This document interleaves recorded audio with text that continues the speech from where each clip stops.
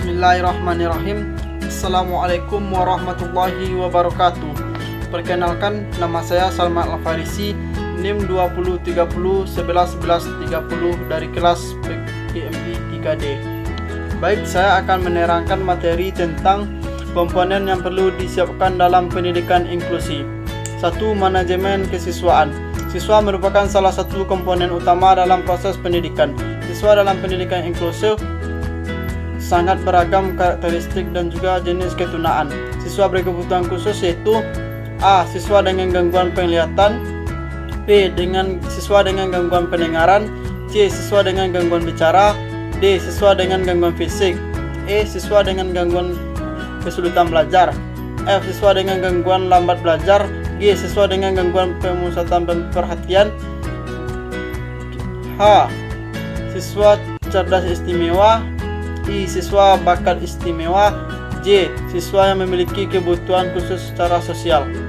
2. Manajemen kurikulum. Kurikulum pada penyelenggaraan pendidikan inklusif harus mencangkup kurikulum nasional yang merupakan standar nasional yang dikembangkan oleh Kementerian Pendidikan dan Kebudayaan.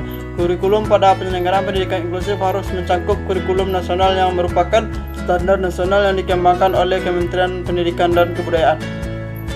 Kurikulum yang digunakan di kelas inklusif adalah kurikulum yang normal atau reguler yang disesuaikan atau dimodifikasi sesuai dengan kemampuan awal dan karakteristik siswa. Dalam Undang-Undang Nomor 20 Tahun 2003 tentang Sistem Pendidikan Nasional atau UU SPN pada pasal 1/19 disebutkan bahwa kurikulum adalah seperangkat rencana dan pengaturan mengenai tujuan, isi dan bahan pelajaran serta cara yang digunakan sebagai pedoman penyelenggaraan kegiatan pembelajaran untuk mencapai tujuan pendidikan tertentu. 3. Manajemen tenaga pendidik. Dalam penyelenggaraan pendidikan inklusif di kelas minimal terdiri dari 3 orang tenaga pendidik, yaitu guru kelas, guru mata pelajaran, dan pendamping khusus. Seorang guru harus memiliki 4 kompetensi dasar, yaitu kompetensi pedagogis, profesional, kepribadian, dan sosial.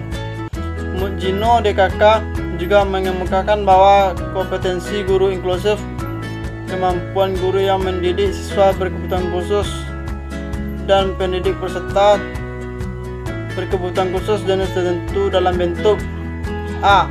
Menyusun instrumen penilaian pendidikan khusus, B. Melaksanakan pendampingan untuk pendidikan kebutuhan khusus, C. Memberikan bantuan layanan khusus, D. Memberi bimbingan secara berkesinambungan untuk siswa berkebutuhan khusus, dan E. Memberikan bantuan kepada siswa berkebutuhan khusus. 4. Manajemen sarana dan prasarana. Sarana dan prasarana merupakan salah satu komponen penting dalam penyelenggaraan pendidikan.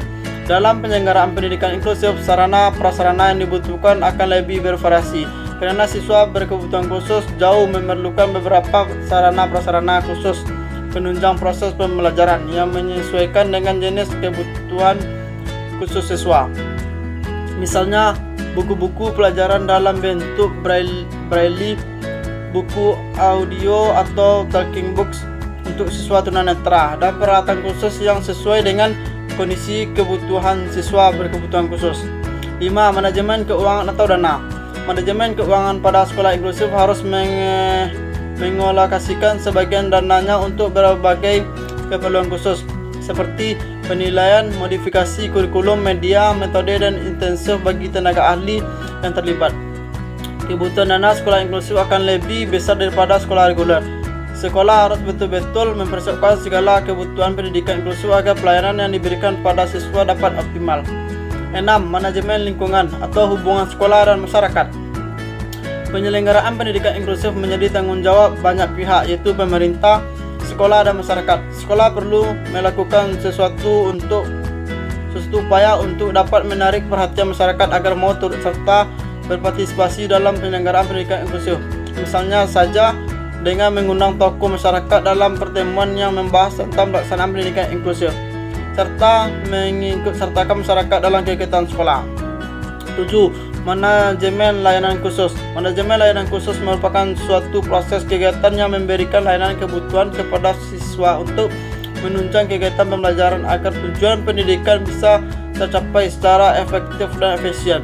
Manajemen layanan khusus yang diberikan oleh sekolah meliputi bimbingan dan konseling, perpustakaan, usaha kesehatan, sekolah ekstrakurikuler, koperasi, kantin, dan kelas inklusif. 8. Ramah terhadap pelajaran. Sekolah yang ramah terhadap anak merupakan sekolah di mana semua anak memiliki hak untuk belajar, mengembangkan semua potensi yang dimilikinya secara optimal di dalam lingkungan yang nyaman dan terbuka. Menjadi ramah apabila keterlibatan dan partisipasi semua pihak dalam pembelajaran tercipta secara alami dengan baik. 9. Esensi program pembelajaran yang diindividualisasikan atau yang disingkat dengan PPI. Anak berkebutuhan khusus, permasalahan dan hambatan belajar sangat kompleks serta perbedaan satu sama lainnya sangat tajam. Ini membawa konsekuensi kepada kompetensi guru di dalam menyusun rencana pembelajaran yang dapat mengakomodasi kebutuhan mereka.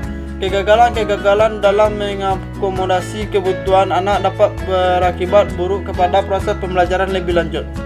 Oleh karena itu, di dalam pendidikan anak berkebutuhan khusus, keberadaan PPI sangat penting karena PPI merupakan cara yang senantiasa berupaya mengakomodasi kebutuhan dan masalah-masalah yang dihadapi anak berkebutuhan khusus. Sekian penjelasan dari saya. Assalamualaikum warahmatullahi wabarakatuh.